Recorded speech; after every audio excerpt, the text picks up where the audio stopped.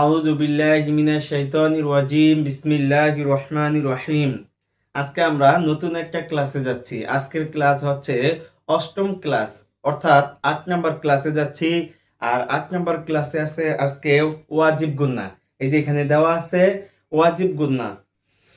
আমি সুন্দর করে বাংলা এখানে লিখে দিয়েছি। নিয়মটা আপনারা এখান থেকে এই বাংলা নিয়মটা পড়ে পড়ে মুখস্থ করে নেবেন।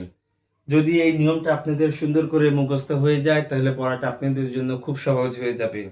তারপরও আমি আপনাদেরকে একটু পড়ায় দিচ্ছি। ওয়াজিব গুন্না। গুন্না অর্থ নাকের ভিতর গোপন করে পড়া, যেটা গুনগুন আওয়াজ আসবে, অর্থাৎ যেটা সুর বলে। হ্যাঁ, আমরা এর পরের ক্লাসে পড়ব টান। আর এখন আজকে যে ক্লাস করতেছি এটা হচ্ছে গুন্না, এটা একটা সুর। হ্যাঁ, তাহলে ওয়াজিব গুন্না। গুন্না অর্থ নাকের ভিতর গোপন করে পড়া। ওয়াজিব গুন্না হরকতের বামে। হরকত হইতে পারে জবর, জের, পেশ, তিনটার যে কোনো একটা হরকত।